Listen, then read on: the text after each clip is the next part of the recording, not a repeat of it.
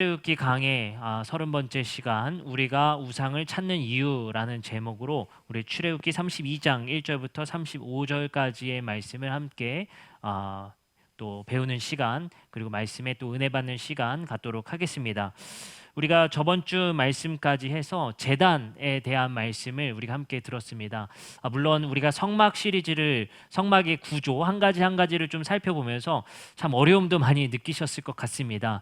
우리가 구조물 한 가지 한 가지의 사실 의미를 좀 살펴보면서 하나님께서 왜 이런 성막을 이스라엘 백성들에게 짓게 하셨고 그곳에서 왜 제사라는 것을 드리게 하셨는지까지 우리가 저번 주 말씀을 통해서 배웠습니다.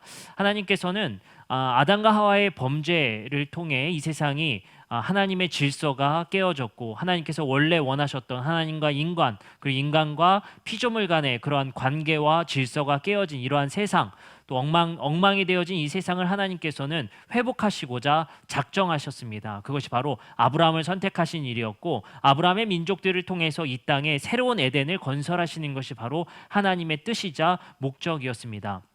그래서 하나님께서는 이스라엘 백성들, 특히 아브라함의 민족들을 형성시키셔서 그들을 백성 삼으시고 그들의 왕이 되셔서 그들을 통치하셔서 이 땅을 회복시키는 그러한 역할로서 이스라엘 백성들을 선택하게 되십니다. 그렇기 때문에 창세기는 아브라함의 자녀들을 통해서 하나님의 백성, 또 하나님의 민족을 만드는 그러한 백성의 확장의 이야기라고 보시면 되겠습니다. 그리고 출애굽기 이야기는 드디어 그 백성들, 민족을 만들었다면 그 민족의 왕으로서 하나님이 등극하시는 이야기가 바로 출애굽기의 핵심입니다. 근데 출애굽기의 서론부는 어떻게 시작하죠? 하나님의 백성으로 이스라엘 백성들이 시작되는 것이 아니라 이스라엘 백성들은 애굽의 왕인 파라오의 백성들의 이야기로부터 시작됩니다. 하나님께서는 그들을 파라오의 백성들로 그대로 두시는 것이 아니라 이제 드디어 하나님의 목적을 완수하시기 위해서 이스라엘 백성들을 파라오의 손에서 건져내십니다. 그것이 바로 출애굽기의 이야기입니다. 애굽을 탈출하는 이야기입니다. 그리고 나서는 하나님께서 그들을 시내산으로 인도하셔서 모세를 통하여서 하나님과 이스라엘 백성들 사이에 계약을 맺으십니다. 그리고 그 계약을 통한 그 체결은 동물의 피를 통해 하나님과 이스라엘 백성들 간의 계약이 체결되었습니다. 그리고 그들이 지켜야 할 법을 주셨고 그 법을 통하여서 하나님과 이스라엘 백성 간의 계약의 유지를 허락하셨습니다.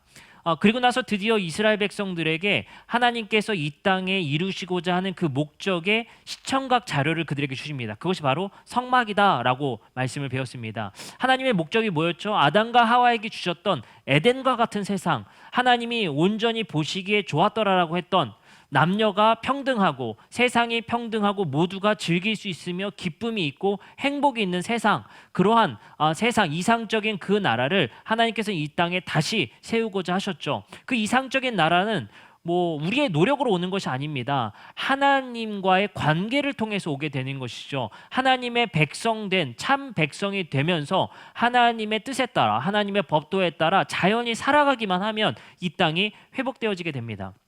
여러분들 놀랍게도 요즘에 코로나 바이러스를 통해서 이런 뉴스들을 많이 보게 됩니다.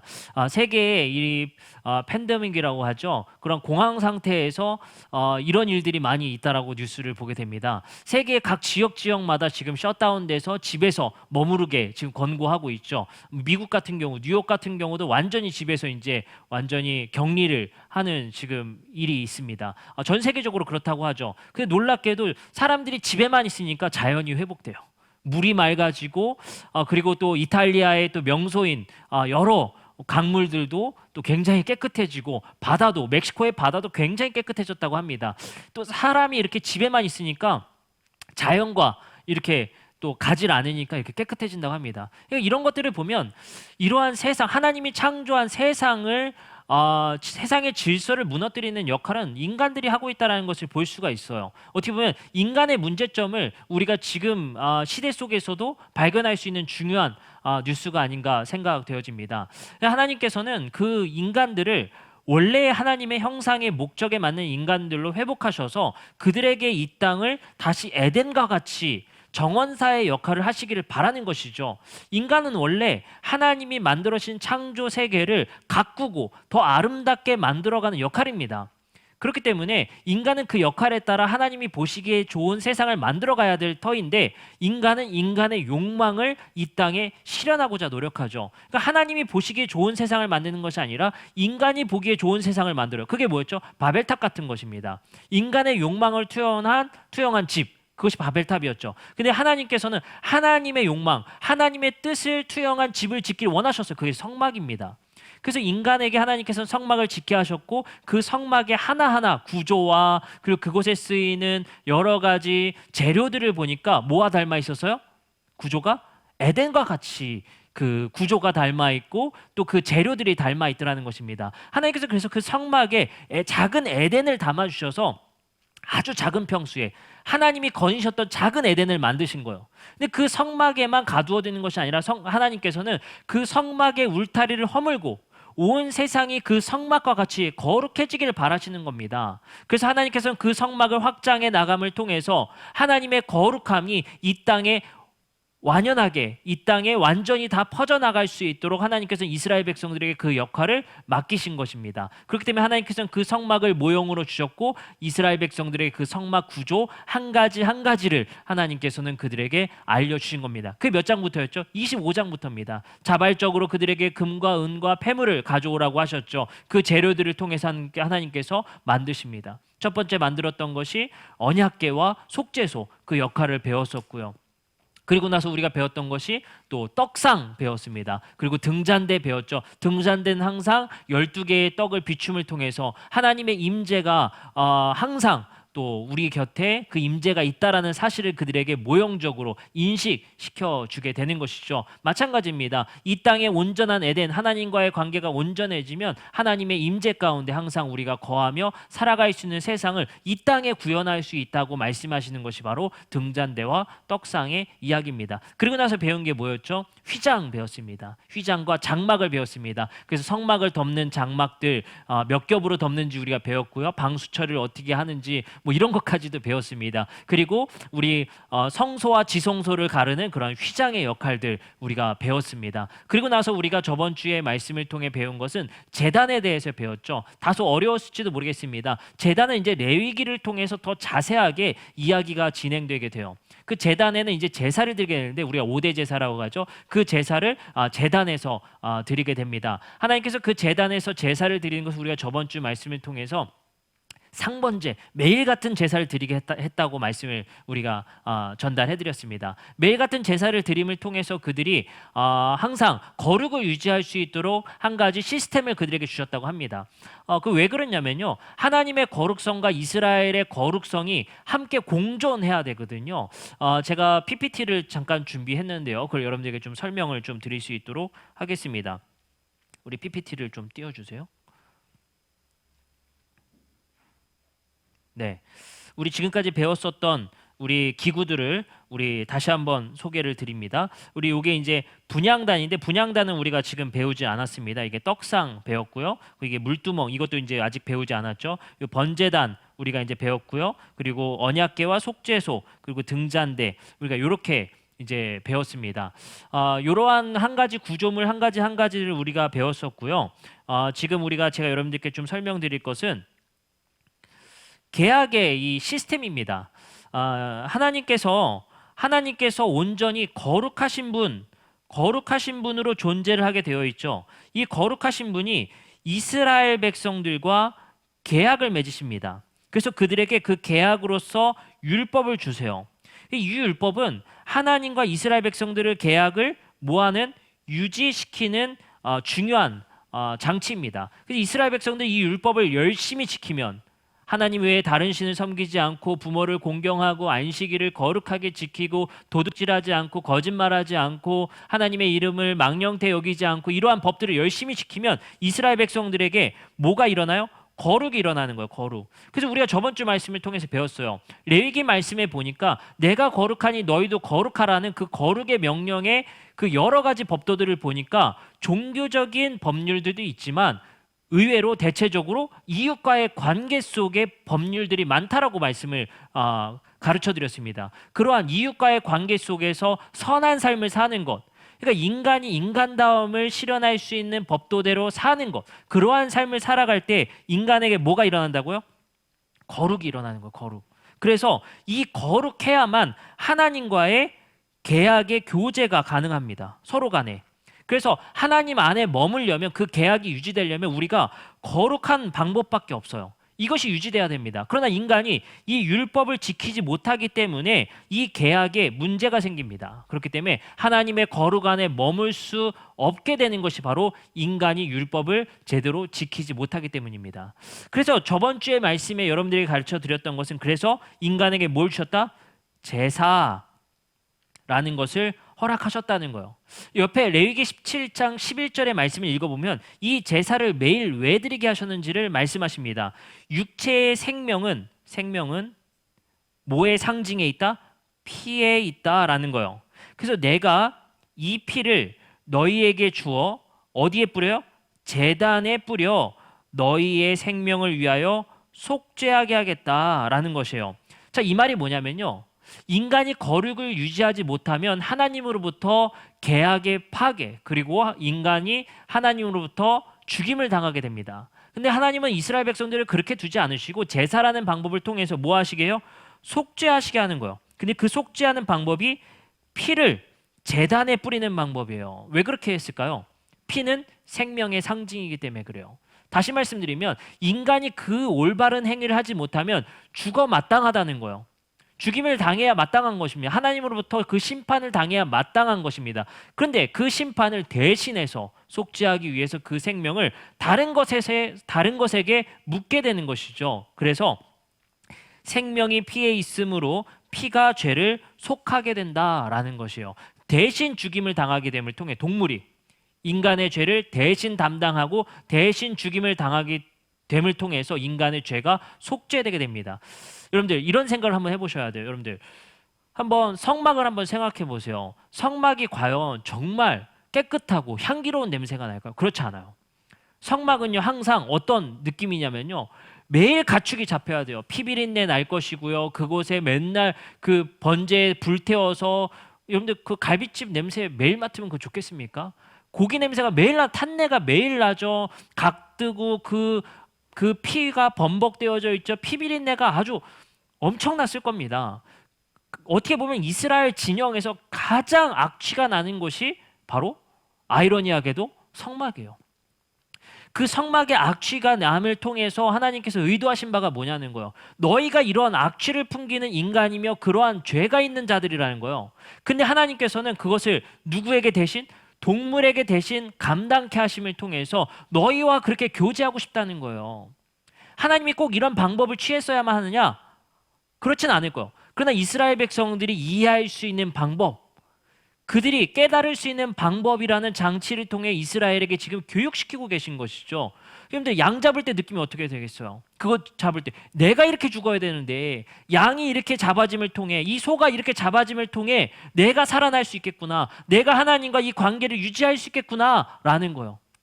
여러분들 한번 생각해 보세요. 여러분들 이것도 오해하시면 안 됩니다. 양을 가지고 그 제단 앞에 가잖아요. 그거 누가 잡을까요? 끌고 온 사람이 잡는 거예요. 여러분들 갑자기 여러분들 도살을 시켜보세요. 그거 되게 그 쉬운 일 아닙니다. 그거 도살하는 거. 그 도살할 때 느낌이 어떻겠어요? 여러분들 저는 그 가끔씩 그 대하 새우를 굉장히 좋아하거든요. 근데 그 생새우를 파는 데가 있어요. 근데 그 이제 생새우 주시는 그 아주머니가 목을 이렇게 비틀어 가지고 그냥 먹으라는 거예요, 생으로. 그거 못 하겠더라고. 그거 막 꿈틀대는데 그 얼마나 그거 너무 그 바르르 떠는데 그거 어떻게 그 새우 목도 못 따겠어요.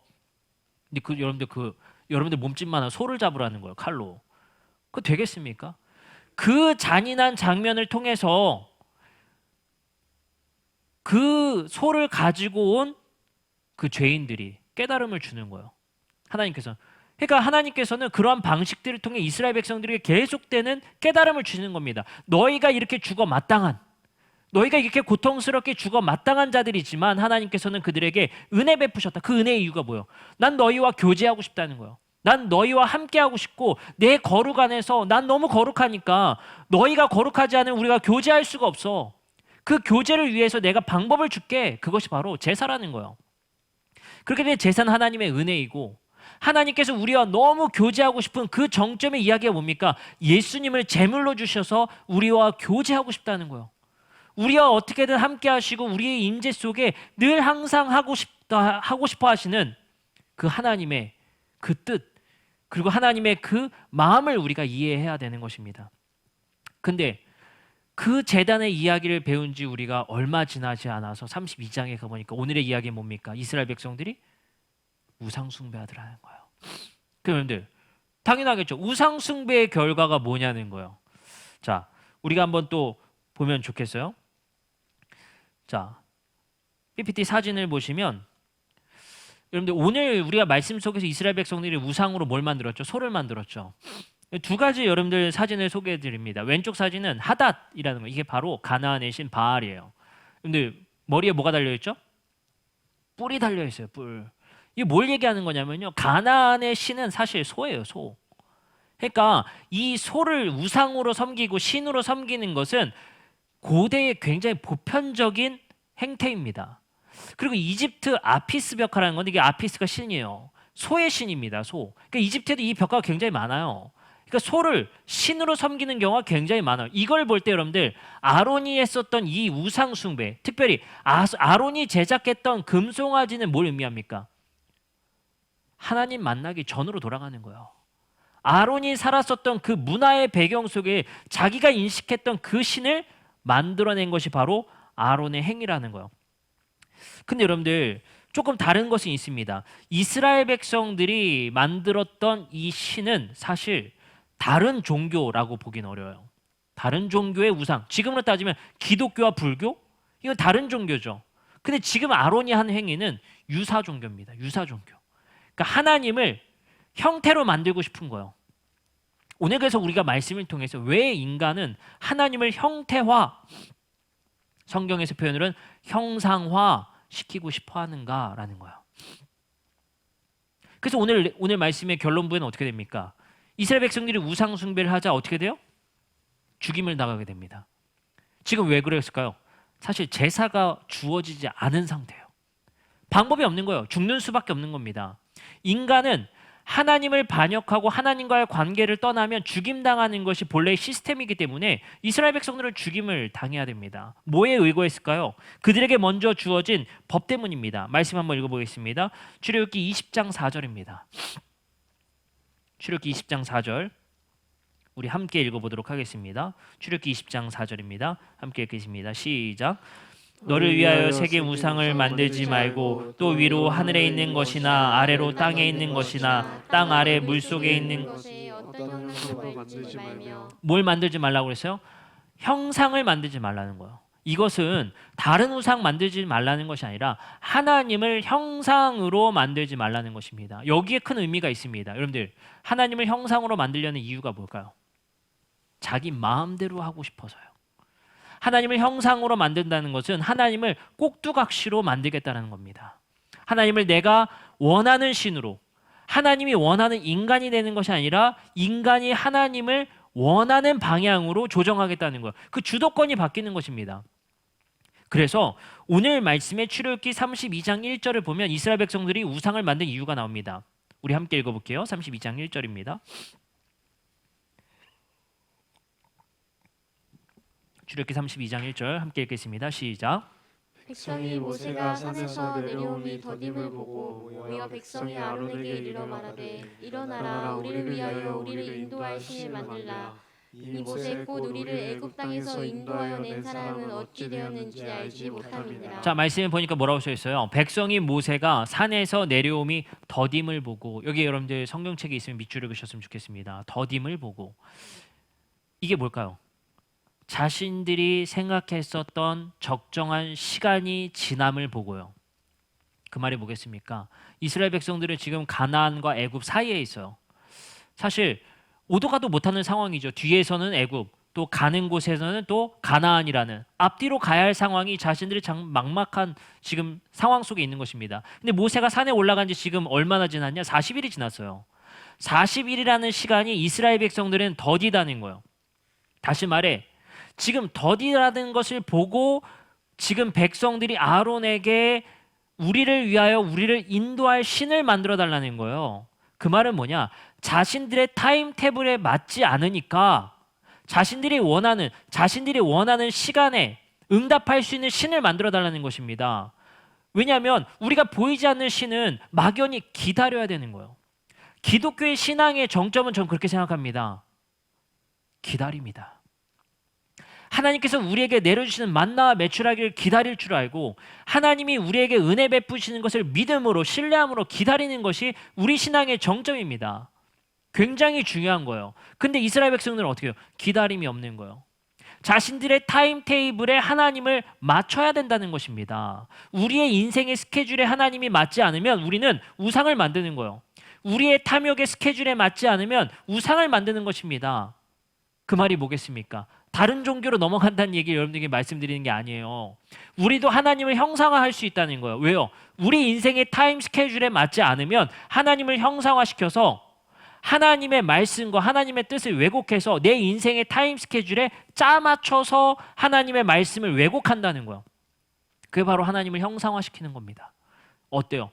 우리가 무언가를 해야 될 프로젝트가 있어요. 우리가 무언가를 해야 될 타임 스케줄이 있을 때 그것에 하나님이 응답하지 않고 하나님이 더디다면 우리는 어떻게 합니까? 말씀을 우리가 마음대로 편의에 따라 선택해서 취사해서 그것을 하나님이 말씀하셨다라고 왜곡하고 그것을 우리 마음대로 해석합니다. 그것이 하나님이다라고 말을 해요. 그래서 우리는 하나님의 말씀을 때로 이 하나님의 은혜의 말씀을 폭력에 쓰기도 합니다. 왜요? 내 욕망의 타임 스케줄에 맞춰서 내가 해야 될 일이 있기 때문에 그것을 이루기 위해서 상대방에게 폭력의 도구로 하나님의 말씀이 쓰여지기도 해요. 하나님의 의도가 그것이 아님에도 불구하고. 우리 자녀들에게도 그렇지 않습니까? 우리 자녀들이 우리 타임 스케줄에 따라오지 않는다면 우리는 어떻게 합니까? 우리는 탐욕의 우상을 섬기게 돼요. 내 자녀가 타임 스케줄에 내 인생에 내가 생각한 그 타임 스케줄에 맞춰서 따라와지기를 바라는 욕망 때문에 우리는 탐욕이라는 우상을 숭배하게 됩니다. 예수님은 그것을 그렇게 지적하시는 거예요. 그 우상은 곧 만몬이라는 재물의 우상으로 구현될 것이다. 예수님 말씀 정확한 지적이었다고 저는 생각합니다. 우리의 타임 스케줄에 내 자녀가 맞지 않는다면 우리는 뭘 끌어다서요? 하나님의 은혜와 하나님의 기다림, 하나님께서 그 자녀에게 부어주실 그 스케줄을 기다리는 것이 아니라 자원을 땡겨서 우리가 여러 가지 재물을 땡겨서 우리 아이에게 투여해보는 거예요. 주입시켜보는 거예요. 왜요? 내가 원하는 성장 스케줄대로 성장되어야 되니까. 그것이 누구의 욕망의 타임입니까? 바로 이스라엘 백성들이 모세가 더딤을 보고 우리가 기다림의 그 시간에 정해놨던 시간이 더딤을 보고 우상을 만들었던 이스라엘 백성들과 별반 다르지 않다는 것을 우리는 보게 됩니다. 그래서 이스라엘 백성들은 하나님을 형상화하여서 하나님의 율법을 바로 어기는 이스라엘 백성들의 모습을 보게 됩니다. 이 이면에는 방금 말씀드렸던 대로 이스라엘 백성들은 바로 기다리지를 못하는 거예요. 하나님의 은혜의 스케줄에 기다릴 수 있는 우리 성도님들 되셨으면 좋겠습니다. 이스라엘 백성들은 왜 기다리지 못했을까요? 저는 그것을 불안함이라고 생각을 합니다. 우리 인생이 뜻대로 되지 않을 것 같은 결론에 대한 불안함인 것입니다. 이스라엘 백성들도 그런 건 아니겠습니까? 믿고 따라왔더니 결론에 대한 불안함, 앞으로 미래에 대한 불안함, 우리 자녀들과 내 인생의 미래에 대한 불안함, 지금까지는 믿어왔지만 내가 미래에 대한 차후 인생의 스케줄에 대한 불안함, 내 자녀의 미래에 대한 불안함, 이것 때문에 우리가 긴급하게 선택하는 것들이 무엇입니까? 바로 우상 아니겠습니까? 그것에 하나님의 주도권을 하나님이 아니라 우리가 그 주도권을 뺏어와서 그 주도권을 다른 것들에게 우리는 이양하고 있는 것입니다. 여러분들, 다시 그 하나님의 스케줄에 맞춰서 우리는 기다릴 수 있는 신앙을 우리는 가져야 할 것입니다. 이러한 사례에 비슷한 본문이 있습니다. 바로 열왕기상 12장 25절부터 33절의 말씀입니다. 우리 같이 한번 읽어볼까요? 열왕기상 12장 25절부터 33절입니다. 우리 같이 한번 읽어보겠습니다. 여로보암이 에브라임 산지에 세겜을 건축하고 거기서 살며 또 거기서 나가서 분우엘을 건축하고 그의 마음에 스스로 이르기를 나라가 이제 다윗의 집으로 돌아가리로다. 여기까지 읽을게요. 여러분들, 여로보암 왕이 북이스라엘의 왕입니다. 북이스라엘 왕이 뭐라고 얘기를 하냐면요, 북이스라엘 백성들이 남유다로 내려갈까봐 불안해서 한 가지 묘안을 생각합니다. 그것이 무엇이었냐면요. 이어서 이야기를 해보겠습니다. 27절입니다. 만일 이 백성이 예루살렘에 있는 여호와의 성전에 제사를 드리고자 하여 올라가면 이 백성의 마음이 유다 왕된 그들의 주 르호보암에게로 돌아가서 나를 죽이고 유다의 왕 르호보암에게로 돌아가리로다 하고 이에 계획하고 두 금송아지를 만들고 무리에게 말하기를 너희가 다시는 예루살렘에 올라갈 것이 없도다. 이스라엘아 이는 너희를 애굽 땅에서 인도하여 올린 너희의 신들이라 하고, 어디서 많이 읽었던 이야기죠. 그리고 있습니다. 하나는 베델에 두고 하나는 단에 둔지라. 이 일이 죄가 되었으니 이는 백성들이 단까지 가서 그 하나에게 경배함이더라. 그가 또 산당들을 짓고 레위 자손이 아닌 보통 백성으로 제사장을 삼고 여덟째 달 곧 그 달 15째 날로 절기를 정하여 유다의 절기와 비슷하게 하고 제단에 올라가되 베델에서 그와 같이 행하여 그가 만든 송아지에게 제사를 드렸으며 그가 지은 산당의 제사장을 베델에서 세웠더라. 유사 종교예요. 이 유사 종교를 만든, 이 유사 종교를 일으킨 여로보암 왕의 동기가 뭐냐는 거예요. 동기가 자기 북이스라엘 나라의 왕권 강화를 위해서 한 건 아닙니까? 이런 우상 숭배와 유사 종교를 만든 이유는 우리의 탐욕 때문이에요. 이것이 성경에서는 계속해서 반복되고 있으며 우리에게 이 말씀들을 통해서 우리의 탐욕으로 인한 하나님의 주도권을 우상에게 넘기지 말라는 거예요. 우리의 인생의 주도권, 우리의 인생의 타임테이블을 맡아주실 그 하나님의 그 은혜를 다른 것들에게 넘기지 말라는 것입니다. 그래서 신약 성경에서는 갈라디아서 5장 24절의 말씀에 이렇게 말을 하고 있습니다. 그리스도 예수의 사람들은 육체와 함께 그 정욕과 탐심을 십자가에 못 박았느니라. 여러분들, 여기서 한 가지 중요한 것은 저는 탐심이라고 봅니다. 네, 탐욕의 마음, 이것을 어디에 못 박았어요? 십자가에 못 박는 것이 바로 그리스도 예수의 사람들이다.